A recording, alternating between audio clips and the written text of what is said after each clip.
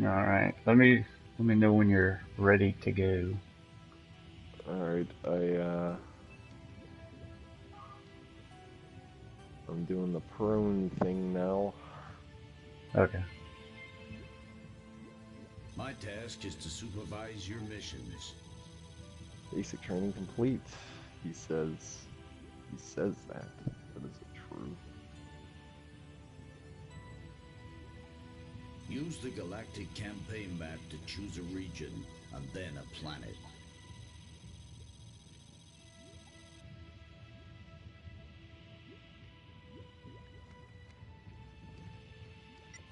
So I gotta choose a planet.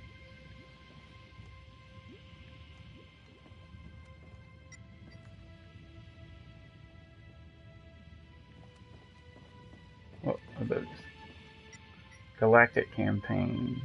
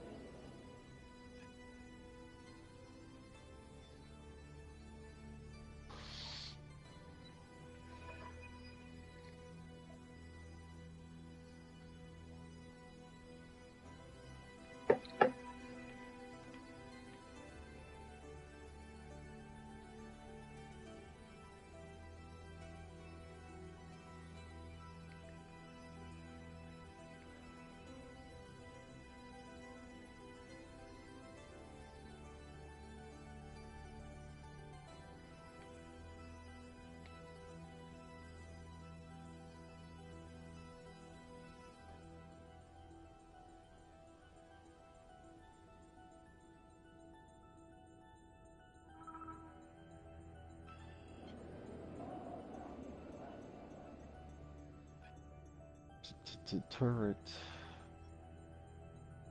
What?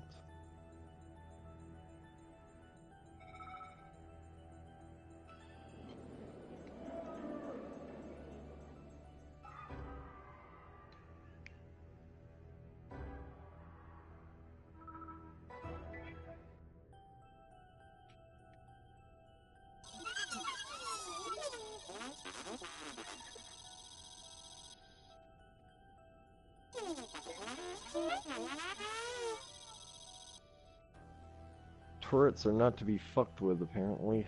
You got to be prone when you put them, because it shoots literally everything, including yourself and your teammate. So if you put a turret out, like you have to be laying prone.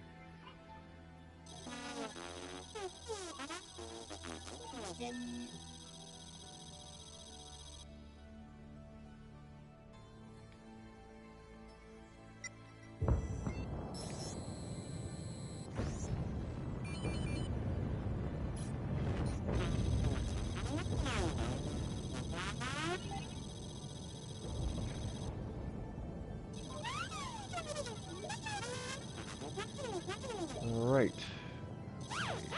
Done now?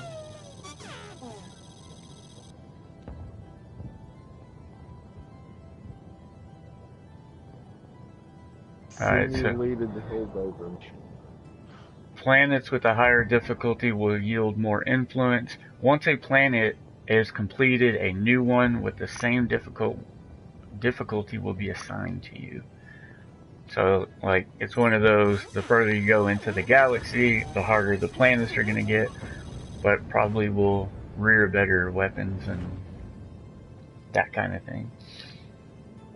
And we must defend Super Earth from the enemies of Super Earth. They have a weapon of mass destruction that can kill entire planets. Sounds kind of like Star Wars to me, yeah? Yeah. But apparently this is, like, it's a, what's that? Oh god, what's the name of that movie where the giant insects are like attacking?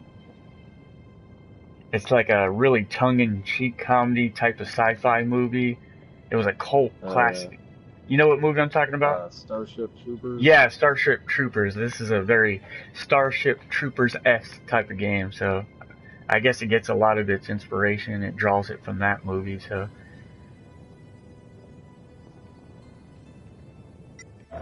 so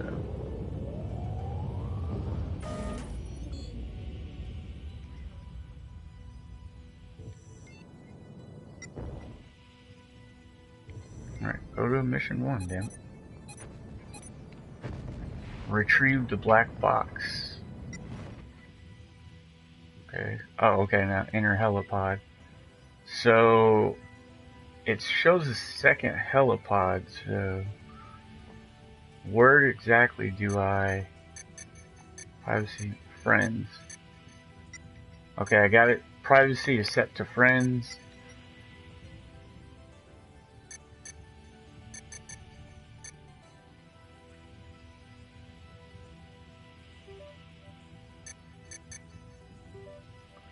Okay, maybe I need to load in.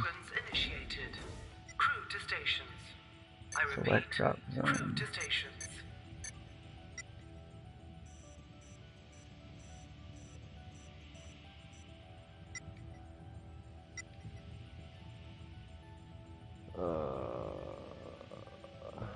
I don't know where I invite you yet. That's the only thing I'm looking for.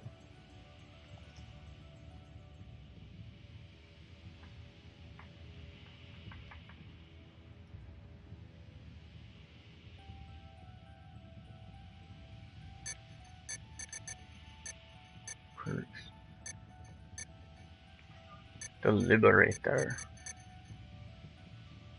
Commencing mission. Alright, I'm gonna load in and see if that's where I invite you.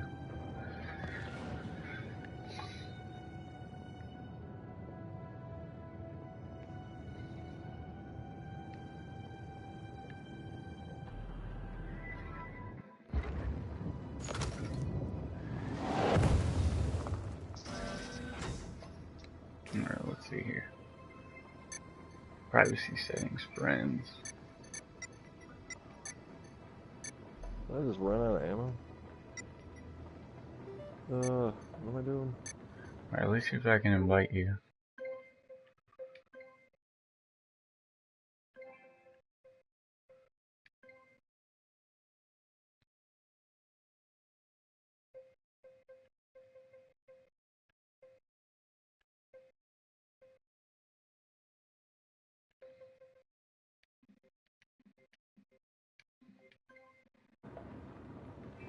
Let me Google this shit real quick.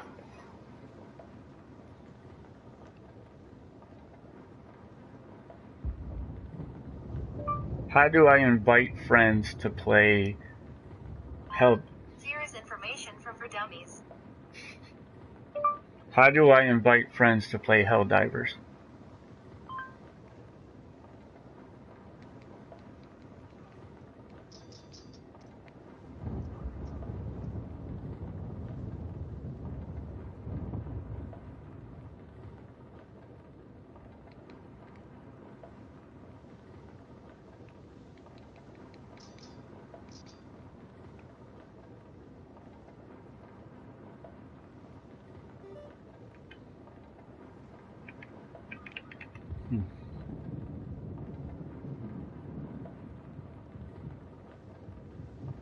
Just have a friend join you. You may have to turn off the hide games on ship. I think I'm about to lose the basic training mission. Uh-oh. No idea what I'm supposed to do, and I'm out of ammo. And I Dude, if anything, just fucking exit out of that, go to main menu, and fucking just skip that section. We'll figure it out on the fly. Alright. Skip training. I could have done this all along. God damn it.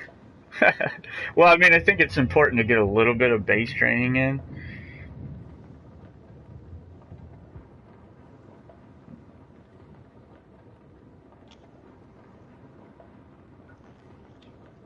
Go to multiplayer, circle, press R1 for friends, and jump into their games if slot is open. So, you need to, maybe at the main menu, look for multiplayer. I think you might hit R1 from what I'm seeing here.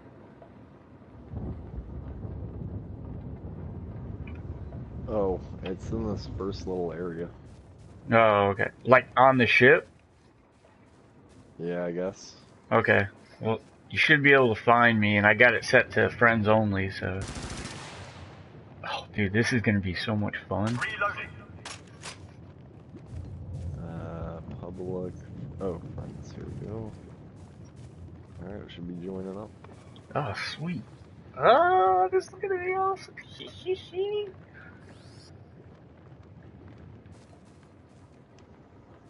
Alright. I think I'm here.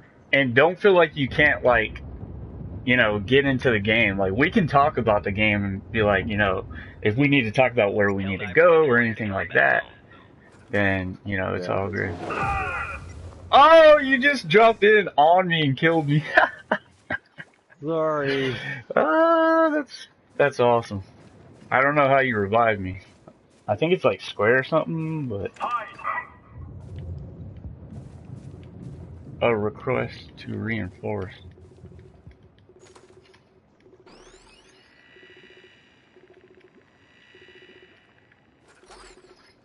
Wait a minute. Request confirmed. Oh, cool. So how'd you do that? You hold R1, and it was like the very bottom code thing. Okay, if you press like on the mouse pad, the trackpad, it'll pull up the map. You see the map? Yeah. Alright, now you see that white briefcase? Yep. That's where we're headed. Oh shit, there's enemies. Kill them.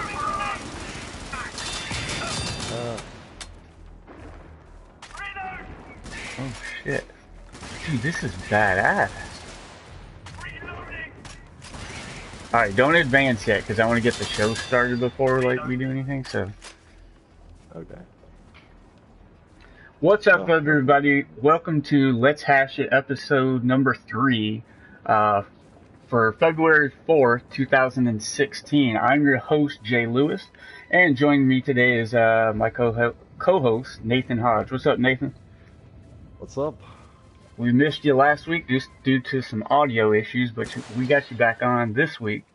So, ladies and gentlemen, today we are checking out Helldivers, which was free for PSN this month. So if you are a PSN Plus subscriber, you get it for free. And early impressions, this seems like it's going to be a really fun game. But we're going to be playing this while we get into some, weekly PlayStation and Nintendo news. So without further ado, you ready to get into this thing, Nate? Let's do it, man. Alright, so I'm going to let you advance, and I'm kind of going to follow behind you while I read through some notes. So the first thing I wanted to get into was the drop for February. A lot of good games coming out this month. I did not write them all down, but I did write down 12 of the best looking ones that I think the two of us would be interested in. So right off the bat, the two games that already came out on the 2nd of February. First one is Digimon Story, and that came out for the PlayStation 4 and Vita. Are you into Digimon at all, Nate? Not really. I mean, not since they had like the actual physical Digimon things that you could link together, like the Tamagotchis. Right, Outside of that, I was never really into that. Yeah, I'm not either, and the only reason I even mentioned this game is because I did see a lot of people that looked like they were into the game. So I went ahead and put that one down. Second one that came out on the 2nd was Gravity Rush Remastered on the PlayStation 4. Now you remember this game, right, Nate? That was one of the games that I wanted to buy a Vita for, and I saw that it had come out, and I'm definitely going to be checking it out. Oh, are you? Yes. Crap, I'm out of ammo. I don't know how to get ammo. I can call it down, it says. Alright, well, we gotta get those enemies off our tail. Alright, I did play it on the Vita. Let's see here, to call in ammo. Oh, wait, I don't... Oh, yeah, resupply, okay. Watch out, I don't want it to fall on you. Just... Okay. where do I... Okay, I'll throw it right there. Alright, so yeah, I played it on the Vita, and the controls were... the one thing that kept me from liking the game, like they were really wishy-washy and floaty, and it was really hard to, get where you needed to go in that game. But one thing I will say is a very beautiful game for the Vita.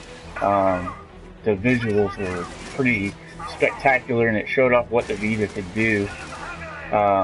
But yeah, I mean, to get it on the PlayStation 4, I mean, the controls would have to go pretty far because, I mean, I couldn't stand it. And I know that was a lot of other people's complaints too, so there's that. So, I don't know what the price point on that is. Did you see any price points for that?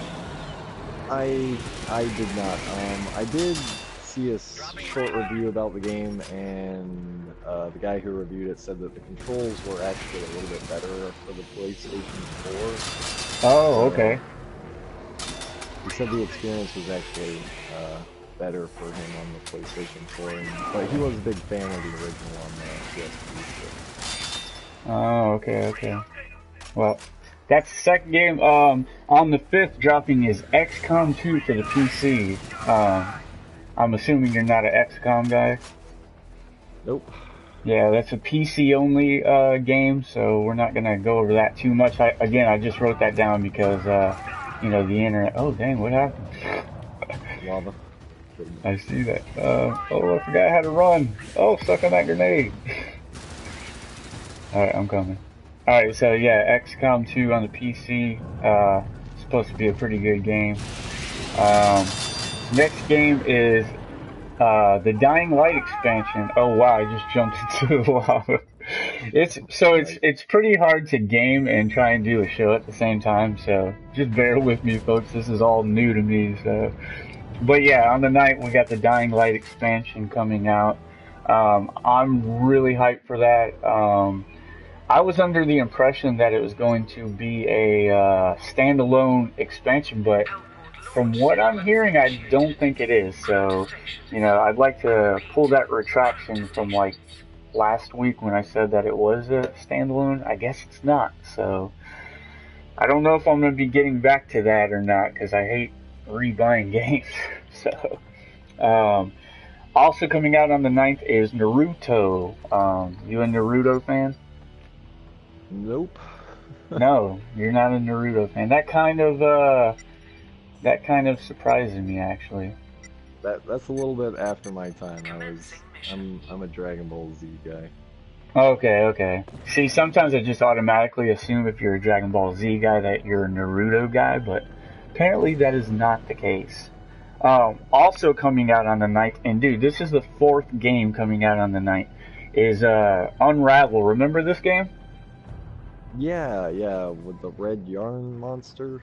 Yeah, the red yarn creature looking thing.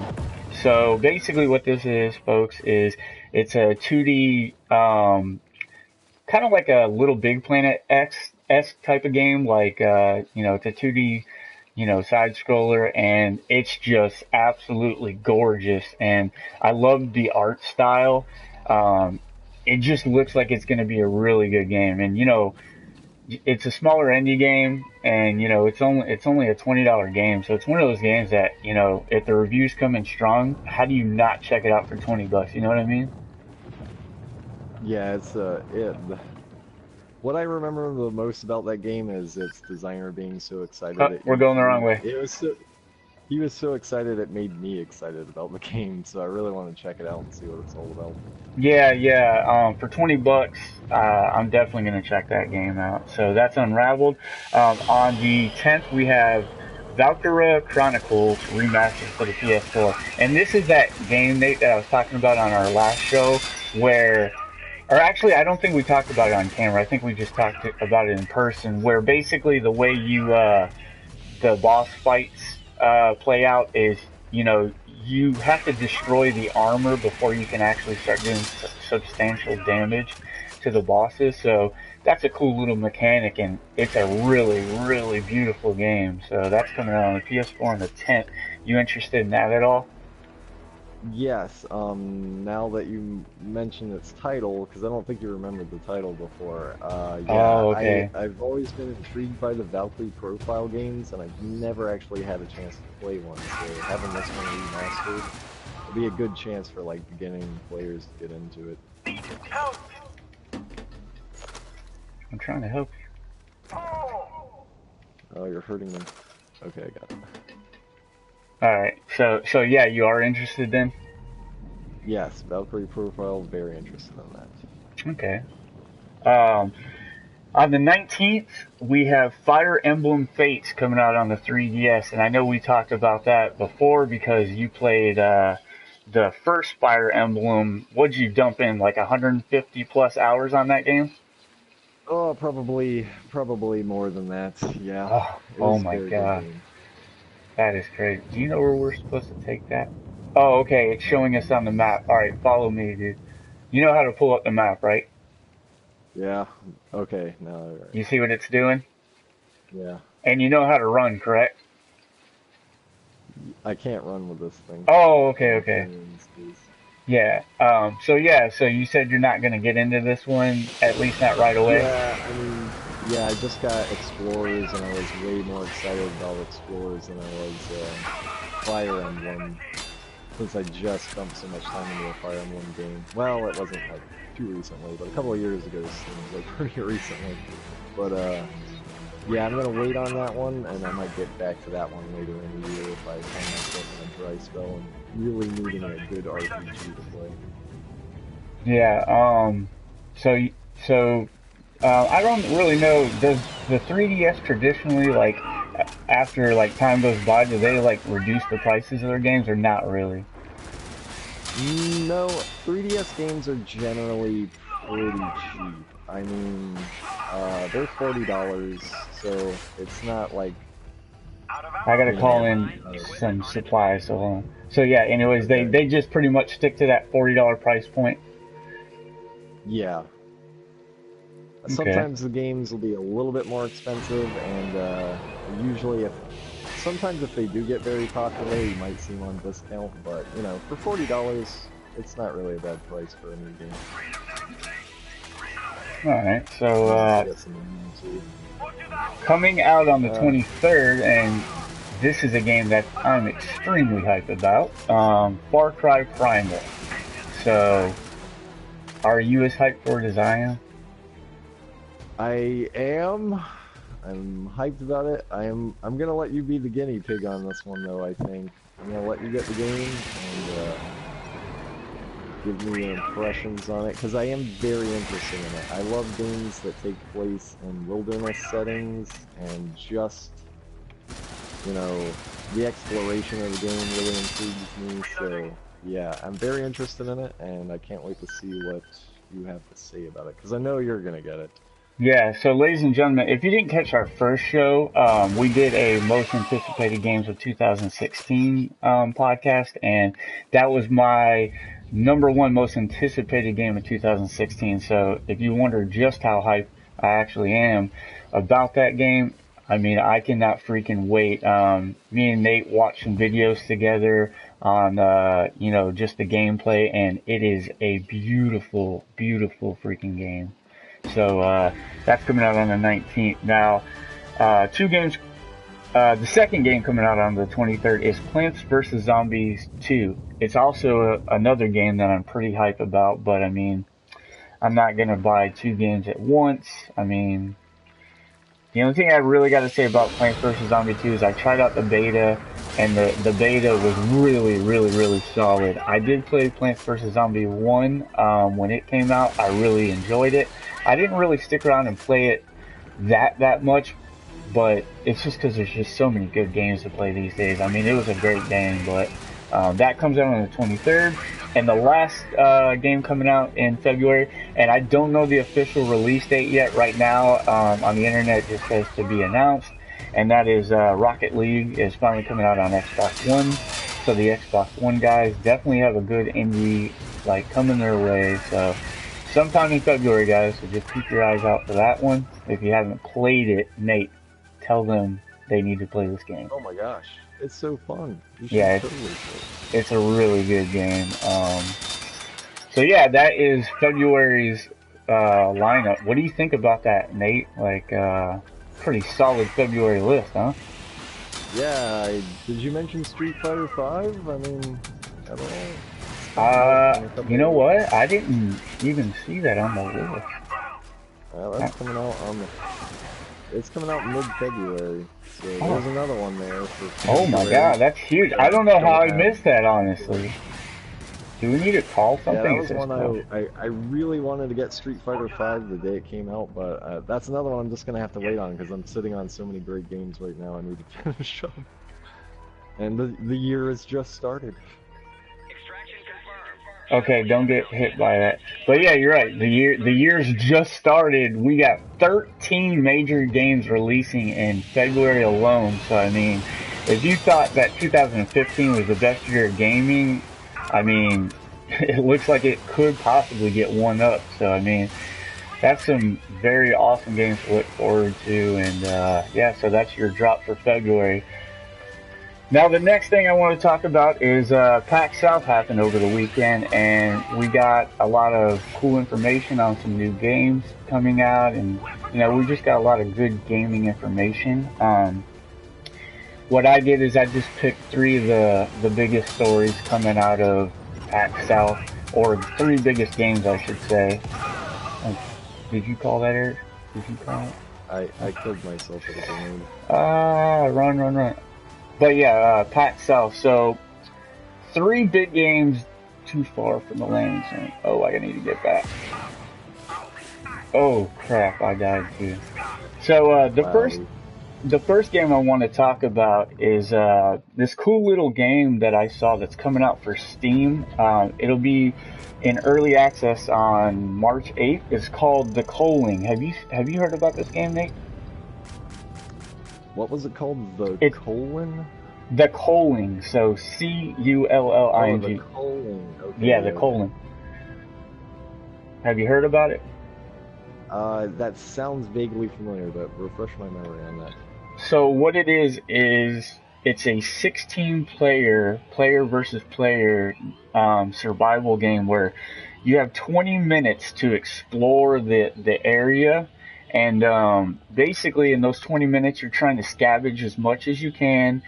You're trying to craft weapons, build traps, and then once you get all that stuff staged, you're basically just trying to hunt and kill the 15 other players until there's one lone survivor, and then there's only one winner in that game. That's whoever's the last one alive.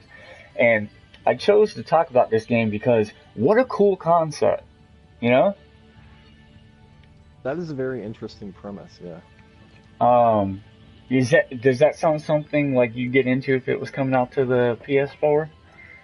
I would definitely keep my eye on that because I love just, experimental game mechanics, so I'd definitely be interested in seeing what they do with it. Yeah, I think it's gonna be like a good variation of like time management and like how you choose to spend those 20 minutes. Like, are you gonna be somebody that goes on the offense real quick, or are you gonna be somebody that takes the time to kind of craft things and just kind of let the enemies come to you? Like, how do you think your play style would go in that game? I'd probably be the type that would hide out and just wait for passerbys, and Yeah, then how do at the you? very end just like go crazy. Because you're just like me, right? Like I'm gonna camp and let people come to me. But how do you think that the game like will manage? Because like, what happens if you get a lobby full of 16 people that want to camp? You know what I mean? Do you think that Well, eventually the yeah, time limit will draw them out? right, yeah, that's exactly that. Because, I mean, campers are gonna camp and wait for the people who wander, but the time limit will force them, because you'll have to come out of hiding if you want to win. Right, So, I mean, exactly. that would be my strategy. I would just go crazy at the very end after taking out as many people as I could by camping. Yeah, I wonder how they like do that. Like when time's ticking down, I wonder what happens. Like if there is more than one enemy once time is expired. Like I wonder how that plays out. But Yeah, we'll have to see on that one. yeah, so ladies and gentlemen, that was The Culling, and again, it's going to be on Early Access Steam March 8th, so keep on the lookout for The Culling. Now, the second game that I wanted to talk about, and this was kind of interesting. Oh, by the way, Nate, I think that friendly fire is not on, so try not to shoot each other. Gotcha. But the second game that I wanted to talk about is called Moving Hazard. Now, I'm assuming you haven't heard of this one. No. So, Moving Hazard is from, it's a game coming out from Red Dead Redemption's lead writer, Christian Cantamessa. I think that's how you say his name, Christian Cantamessa. You know, let's talk about Red Dead Redemption for a second. That was one of my favorite games of last gen, and when it comes, you know, to the actual story, I think it was only second to The Last of Us for me. I mean, it was an outstanding story. But yeah, the writer for that is making, again, Moving Hazard, and what that is it's a military shooter slash zombie shooter. And basically, the game's concept is you weaponize like your zombie. It's a player versus player game, and basically what you do is you just use the zombies at your disposal, and you can weaponize the zombies and have them attack the other team. So, what's your take on this, Nate? It sounds pretty interesting. Yeah, I mean, you know me. I love zombies, probably more than anything in this world, but, you know, and I've gone on record a bunch of times saying that I still don't believe we just have a really good zombie game. As far as, like, a zombie game with a story, anyway. But it looks like crap, dude. Seriously, it looks like crap. Like, I saw, like, it showed alpha footage, and I'm like, what is this crap? It just looks like very generic, and he literally says in the video while he's being interviewed by IGN, like Destin Legary interviewed him, and he even says like, oh no, I know what you're thinking, not another zombie game, but dude, that's exactly what it looked like, is just another zombie game. Like, I don't know, man. It when you expect the lead writer from, you know, Red Dead Redemption to move on to a new game, like, wouldn't you expect a pretty amazing game? Yeah. It But, doesn't. you know, let's hold off on judgment because Yeah. Like, I was gonna say that. I'm like, you know, it is early access, so I'll give it the benefit of the doubt. But for right now, man, I don't know. I'll let you call in that shuttle. You know how to do it, right? Yeah. Okay. I got your back. Oh, I guess I don't have your back too well. Good job, mate. But, yeah, so is that anything that you think you would play? It might be. It might. I could get into a good survival zombie experience. But, you know, if it's Yeah, you know, like, I don't know why people can't figure out what the formula needs to be to put out a decent zombie game. Like, to me, what I would want out of a good zombie game is, I don't need this multiplayer centric zombie shooter. Like, I would love like a co-op, you know, just a 2-player co-op experience, and, you know, just give me a game where I'm literally doing just that. The outbreak happens and I am forced to just survive, you know, the apocalypse. That's all I want, you know what I mean? I don't want no weird mechanics. Just give me a good story, some characters that I care about, you know, a creepy setting. It doesn't seem too hard to me. Like, what's your take on it? I think the key to making a good zombie survival horror game would be in the crafting. I mean, the core gameplay would be, you know, just survival. Alright, hit the deck, bro. I called in a turret. Hit the deck, square. So anyways, you were saying? So yeah, I just think, you know, if there was a good crafting system involved, I think it would be enough to hold people's attention, because, you know, with a game where you're just surviving, you know, a zombie apocalypse, there has to be, you know, a little bit more to it. So if you Yeah. have deep gameplay mechanics to back up the central experience, you can have people involved with the game longer. And I think crafting would lend itself real well to like an open world zombie post-apocalyptic scene. Yeah, absolutely. No, like crafting definitely like I think like building your own like not foundation but stronghold, you know, like making it to where you can zombie proof, you know, your outpost basically. I would love some of that, you know, like I remember there was a game that was supposed to be coming out for Xbox called Fortnite where you had like the whole day to scavenge, but then when like night hit, you needed to have your fort built up to withstand like you know, this outbreak. I think it might have been aliens or something there, but that concept is what I would want out of a zombie game. Just like let me scavenge, let me, you know, build up a stronghold and just and try to survive it. You know what I mean? I don't know why that has to be this hard formula. Freedom comes at a high But price. yeah, that was a moving hazard again. That's coming out. That's another Steam game too, by the way. There seemed like there was a lot of PC games being announced at PAX South. Now, the last game that I want to talk about that came out of PAX South, I kind of want to hold off because it's going to tie into your topic, Nate. So why don't you go ahead and get your topic started? We'll talk about that some, and then I'll talk about how this ties into your topic. Okay. My topic was basically about violence in video games. You want me to start on that topic right now? Because I got a couple of other things I want to go over. Oh, no, no, go. We'll save that for last then. So just get into your other topics, and then we'll round it out with that.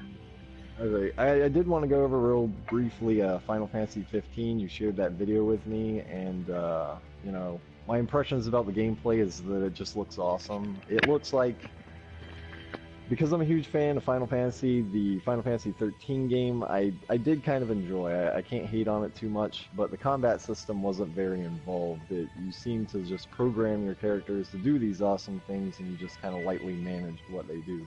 In this game, however, though, it seems like, and because it's being developed by members of Project Sora, I believe, who worked on the Kingdom Hearts series, the combat in this looks way more involved. It looks like, you know, you'll actually be controlling the characters, and hopefully it's more intuitive than previous entries and has, you know, a lot of dynamic combat choices that you can make on the fly that allow you to do all these crazy things where you're flying around and like teleporting and stuff. It just looks amazing. So that kind of got me hyped up, but Yeah, you know, can I cut in there real quick?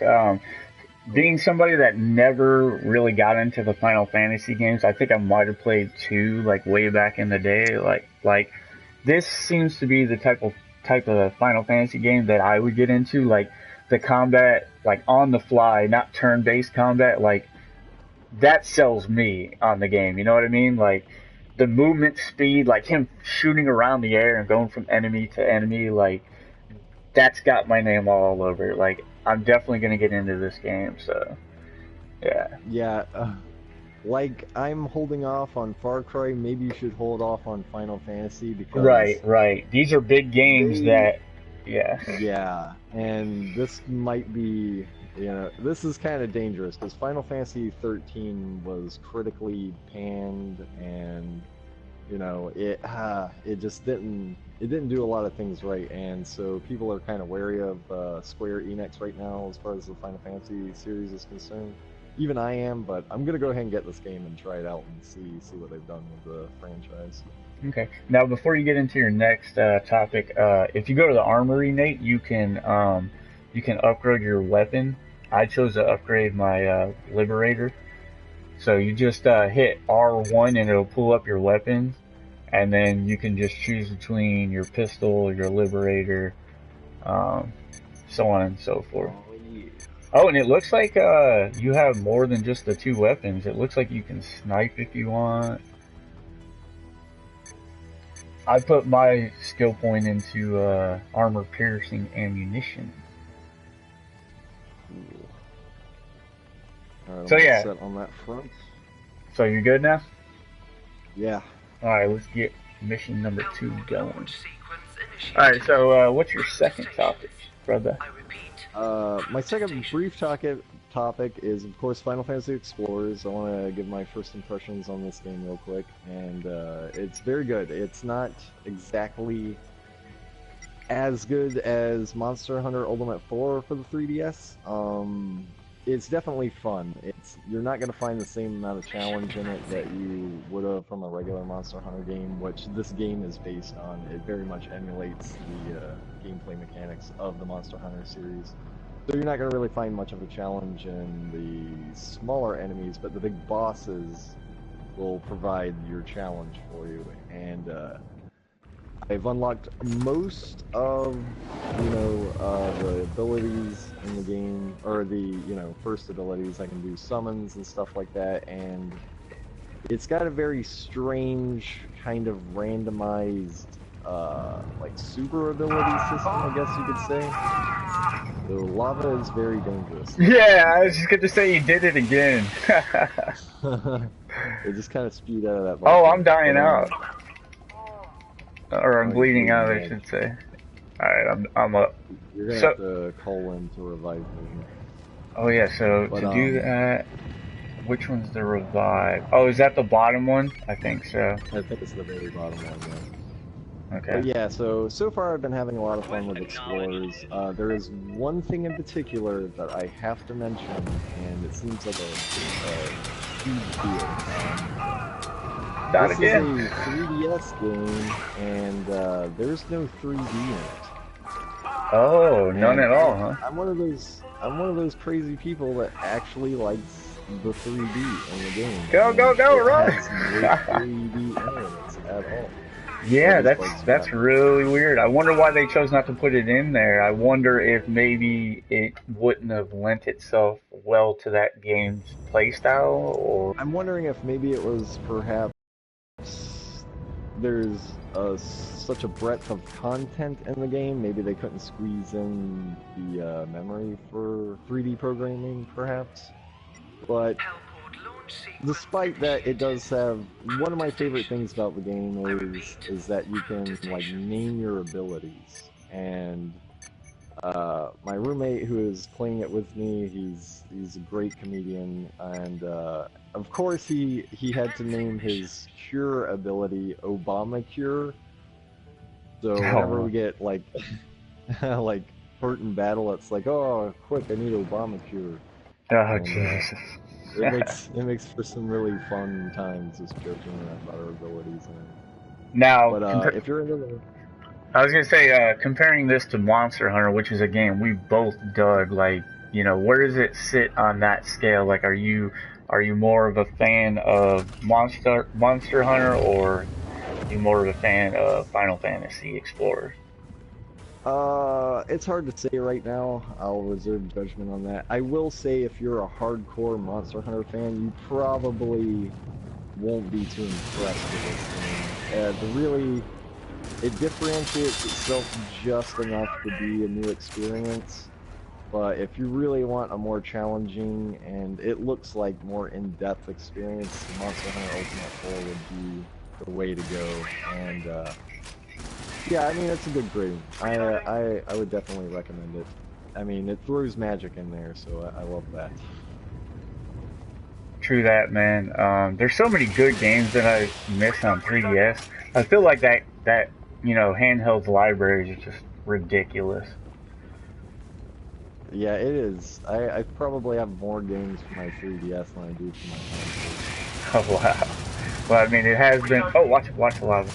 I was gonna say it has been around a lot longer than your PS4, and well, I won't even get into Wii U. Oh, by the way, I saw an article about the Wii U that says less than 5% of developers are working on Wii U games. So yeah. Wow, that's bad. So yeah, what's your next topic, sir? Well, my last topic would have been about violence in video games. So how do you want to work this? Start this So conversation? I'll just let you open the discussion, and then see what you have to say about your beliefs on violence in video games today, and then I'll get into my little, added subject. Alright, my spiel is like, it's a little editorial, I guess. Just a opinion piece about, how, like, intense violence in video games is overwhelming and how it can be balanced with smaller, quieter moments, and how maybe developers should be taking a page from more cinematic experiences. So my idea is that, you know, we've got these hyper-violent video games that are falling back to the 90s, like Mortal Kombat and Doom, and, you know, they're great, but I don't remember exactly which time we had discussed this, but I had mentioned that Mortal Kombat just seemed like too violent. And it's not that I'm squeamish at all, but when you're just constantly like bombarded with, you know, over-the-top violent acts, it gets boring and repetitive real quick. So a lot of movies alleviate this by, you know, having smaller down moments in between the hyper-violent moments, not only just to build tension, but to break the pace between, you know, hyper-violent scenes and, you know, gameplay. Now, what kind of games you want to use as an example as to what do this? Like the upcoming Doom game, right? It's looking very hyper-violent. Doom is known for being very violent, and like I'm afraid, like I want to play it because I've always been a huge fan of the Doom series, but I'm afraid it's going to be too much like Mortal Kombat X, where, you know, it's just constant, non-stop gunfire and blood splatter, and some people like that, and that's fine, you know.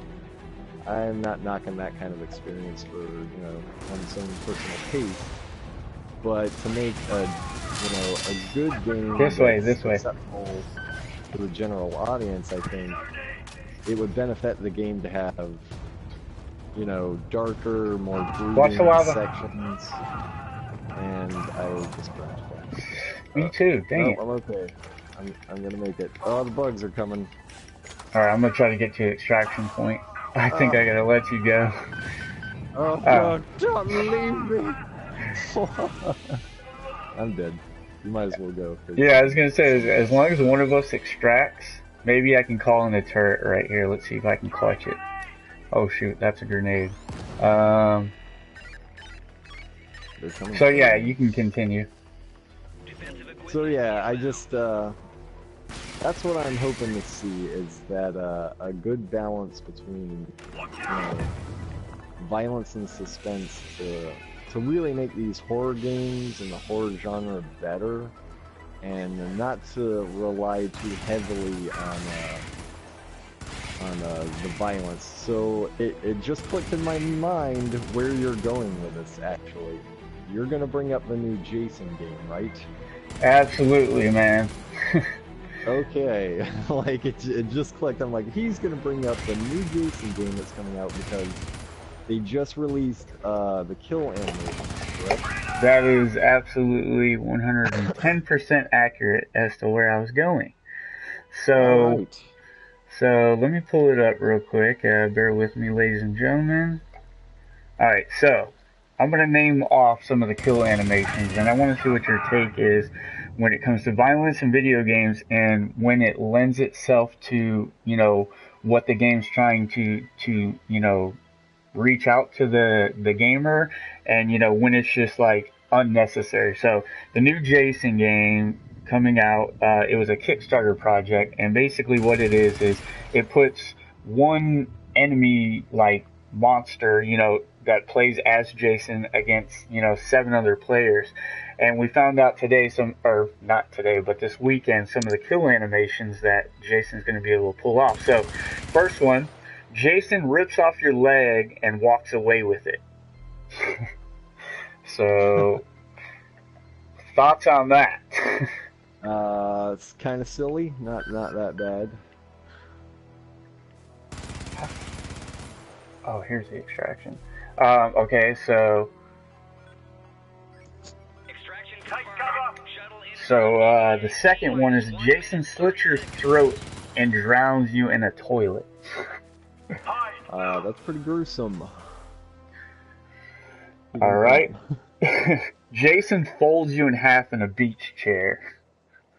All right, that's pretty brutal. Um, Jason crushes your head in a to-be-announced metal object. To be announced metal object. Well, getting your head crushed is not a good way to go in any circumstance. So. Do you want to speculate as to what you think that metal object might be? A coffee grinder. I don't Coffee know. grinder? I was thinking like a bear trap or something. Like he just throws it around your head, but that wouldn't crush it as much as it would just like pretty much rip it out. Yeah. I am out of primary. Come on, I got like 20 seconds. Clutch it, Jay. Sorry, dude. Let me focus for 20 seconds. Yeah. Jason curb stomps your spine.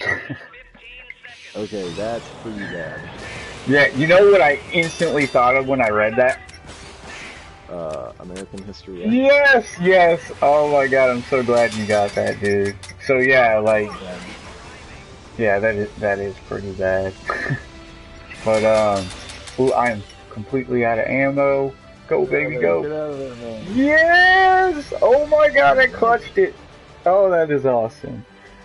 And then the last one is Jason rips the top of your skull off. Yeah, pretty bad there too. Yeah, that one sounds like something right out of the Mortal Kombat game, you know? And see, here's the thing. All of those animations seem pale in comparison to what I was exposed to with Mortal Kombat X. So, Wow. I mean, in comparison, it doesn't really seem that bad. And because I know that the game will be set up somewhat like a Jason movie, I know that there will be tension built up to those moments, that it won't be, Jason just constantly slaughtering people. So, I have hope for the Jason game. I think it's a very awesome premise, and I think it's a great idea to involve a well-known killer to start off this kind of franchise, because Evolve kind of did this and they kind of failed at it. Right, so, because you had no context as to who this monster was, like why you're hunting him. And this is on the outside looking in. I don't want to talk too authoritatively about that game because I didn't play it, but it's my understanding from what I read on the internet that a lot of people just came and left because all you had was the shell of a game and not necessarily a game itself. You know what I mean? Like nobody knew who this creature was, what its motivation was, so. But yeah, I mean, where do you think we need to go, like moving forward, in terms of like justifiable violence? Well, I mean, I think if we follow, the pattern of, cinematic, horror movies, that, Yeah, cinema. I think that'll help. That as long as it's put into a good context, like it's not just like that other movie, the other game, Hatred, where you're just running around murdering people. Like, that's just not fun after a while. Despite whatever you want to say about what the game is saying about violence in society, despite all that, the game just wasn't that fun. It was repetitive. And you have to break up those moments of sheer violence with something else to do, or you're gonna get bored of it real fast. And that's my opinion on it. Yeah, I agree with most of that. I think a lot of people play video games to escape some of the stuff that happens in society, and like we see a lot of shootings in the news and things of that nature, so it's like sometimes you want to escape all that, go to a video game and like just play in a world that takes you out of the actual real world. So if everything is just this really gory, over the top violence, then I don't really see how that could lend itself to helping you. And I agree that if it's going to be violent, let's keep it in the realm of these, some of these cult classics that we know about, like Jason, you know, the video game, I get why the violence is there. You know what I mean? Like, I grew up on those movies.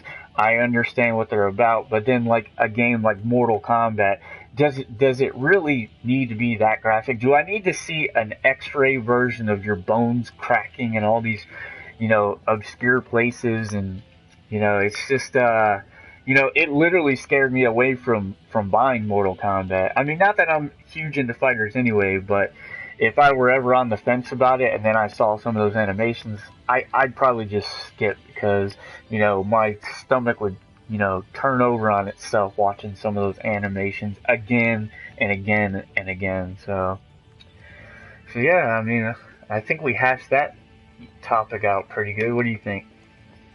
I think we did. Now, the last piece of news that I wanted to get into, unless you had anything else, I don't No, think I got you're it. good. I wanted to talk about WB Games' new game that they announced, and that is Lego Star Wars: The Force Awakens. Now, I didn't think that I'd be getting excited about a Lego game anytime soon. I've played them. They're enjoyable games, especially to play with the wife, couch co-op style. You know, like it's some of the only games that I can get my wife to play that she actually enjoys.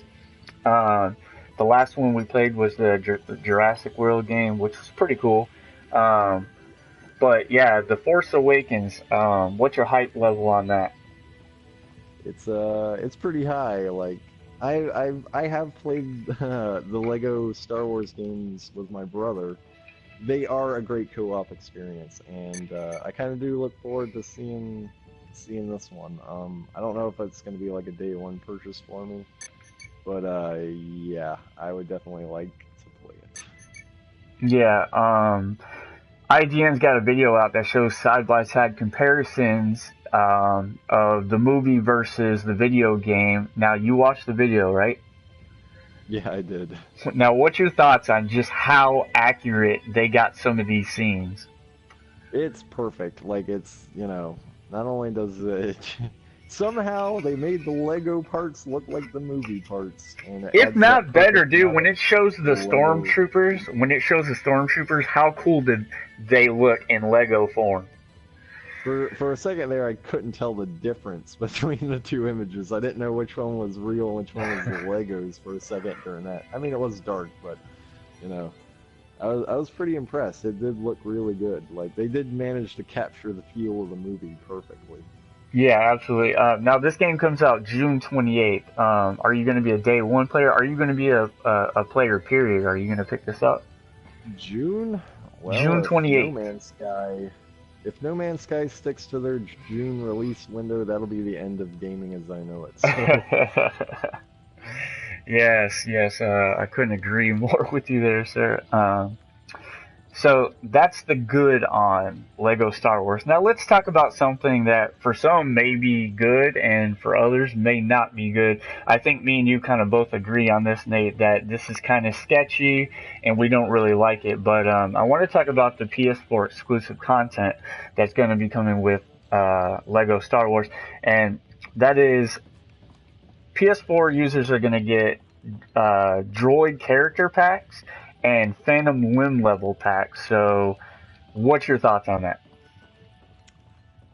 this is not good for us, the consumers. Like, they're setting a precedent here where we're gonna get, we're essentially not getting the full games. I mean, we on PlayStation 4 will feel like that, but Xbox users, they're not getting this content, right? I mean, or are they getting different content?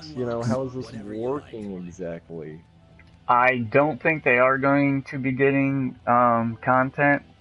I think PlayStation 4 users are just gonna get, they're gonna make out here. I'm just gonna say it like that. Yeah, it's really not good. Drifter in You chat, hey, know, what's up, man? Sorry. Anyways, but keep on. exclusive, game exclusivity to consoles is one thing, but content and and I can't even say the word now, but having separated content like this seems really strange. I mean, it just, why? Like, I don't get it. Like, what is the point of this? You know, you're just dividing the gamer base. I don't see, you know, a good reason to do this. I mean, do you? I mean, it just baffles my mind. No, I mean, it sucks anytime like any gamer has to be locked out of content. Like I get if it's a like exclusive game to the console, like that's healthy for console's ecosystem. It's healthy for competition.